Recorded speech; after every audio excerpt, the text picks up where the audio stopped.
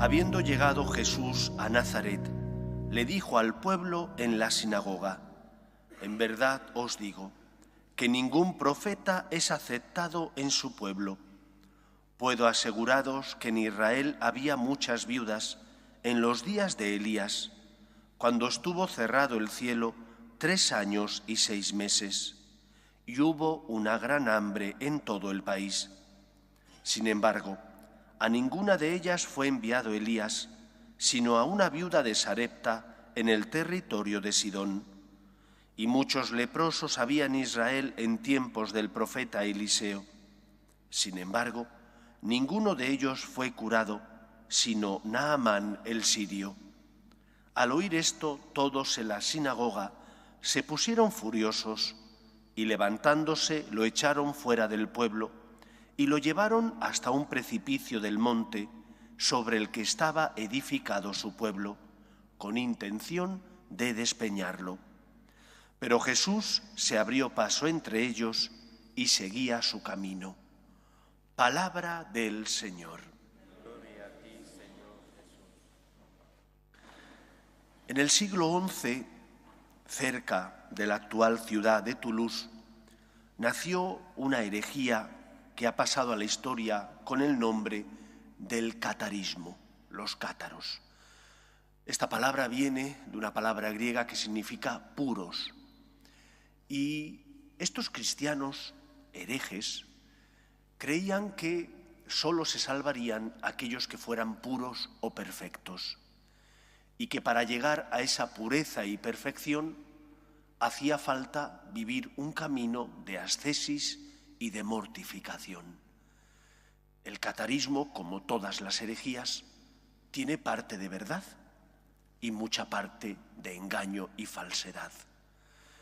En el fondo de esta herejía existía una fe en una divinidad que no es la divinidad tal cual nos enseña el Antiguo y Nuevo Testamento, sino que más bien tiene detrás una filosofía gnóstica.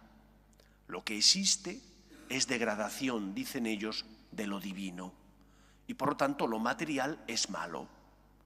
El hombre tiene que aspirar a buscar su unión con la divinidad, expulsando todo aquello que tenga que ver con su condición material y por lo tanto humana. El alma sería como una realidad que está encerrada en una cárcel que es el cuerpo. Los cristianos no tenemos esta visión. Para los cristianos la creación es obra de amor de Dios y por lo tanto lo material no es malo. Dios ha creado al hombre a su imagen y semejanza y le ha hecho cuerpo y alma.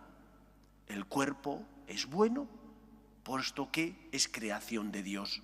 Lo que ocurre es que ese cuerpo tiene una espina clavada, que es el pecado original, que es fruto del pecado de desobediencia de nuestros primeros padres.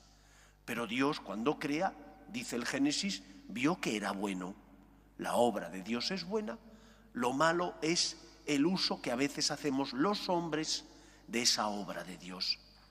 El catarismo fue condenado, lógicamente, porque no solo tiene una base antropológica equivocada, sino que además persigue un camino y un fin que no son los adecuados. El camino es buscar hacerte uno con la divinidad mediante la mortificación y la ascesis.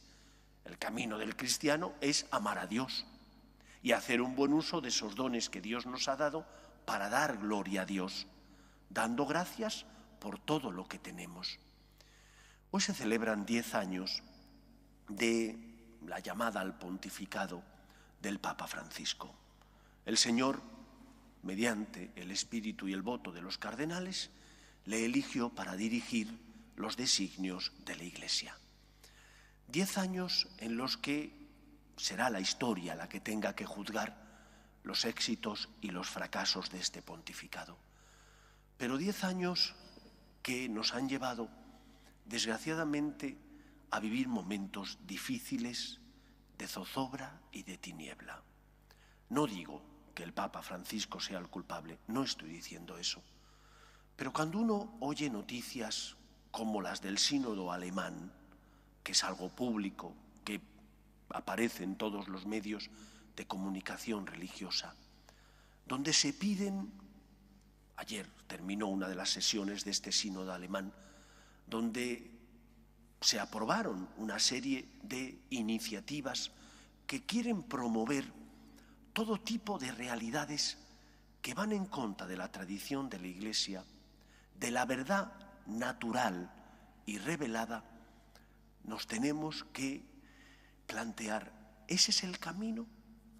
El catarismo se iba a un extremo, buscar la identificación con la divinidad, siguiendo un camino de ascesis donde se denostaba lo humano, lo material. El otro camino, que es el que está en contra de este espiritualismo, es el camino de irnos a la mundanidad. Si por un lado los gnósticos denostaban lo material, la mundanidad viene a decir lo mundano es lo bueno. No hay una verdad sobre la que puedas vivir, una verdad que no cambia, sino que todo depende de los signos de los tiempos, de cómo cambia la sociedad. Y por lo tanto, la sociedad de Cristo era una, la sociedad actual es otra. La Iglesia tiene que cambiar, adaptándose al mundo. Y esto no es así.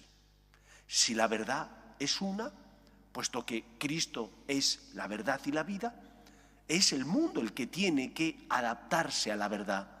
Es el mundo el que, a la luz de la verdad, tiene que examinar su vida para darse cuenta de los errores que está cometiendo. Y por lo tanto, creo que es importante que, sin caer en los excesos del catarismo, que buscaba ser puro, sí luchemos por ser fieles a Cristo, a ese Dios revelado, que en el Antiguo Testamento nos enseña cuál es el camino que nos lleva a la salvación. Y que seamos, por tanto, fieles, por una parte, a la verdad natural que todo ser humano tiene impresa en el corazón, es la huella de Dios, y por otra parte, a la verdad revelada por Dios en el Antiguo y Nuevo Testamento. Y solo de esa manera encontraremos la felicidad, la salvación, porque Cristo ha venido no para condenar, sino para salvar. Por lo tanto, la Iglesia tiene como finalidad no mundanizarse, sino al contrario, llevar la salvación, sacralizar el mundo herido por el pecado original. Por eso os recomiendo que en estos tiempos donde algunos viven en la tiniebla, releamos una exhortación apostólica o encíclica, ya no recuerdo, del Papa San Juan Pablo II. Es un poco filosófica, pero se puede leer. Veritatis Splendor, el esplendor de la verdad, para que sepamos que hay actos que son buenos y otros que son intrínsecamente malos, y que solo los actos buenos nos hacen verdaderamente libres, mientras que los actos malos nos esclavizan. No vale todo. Huyamos por una parte de los cátaros que se consideraban puros y perfectos, huyamos de aquellos que quieren mundanizar a la Iglesia, diciendo que tiene que adaptarse a las exigencias de este mundo, y seamos fieles ¿a quién? A Dios, que es el camino que nos lleva a la vida, a ese Dios que nos mostró la verdad del ser humano mediante la ley moral natural y la ley moral revelada, para que con esa luz que es Cristo podamos encontrar el camino que nos lleva a la salvación, a la felicidad, a la libertad. Que sea así en nuestra vida. Nos ponemos en pie.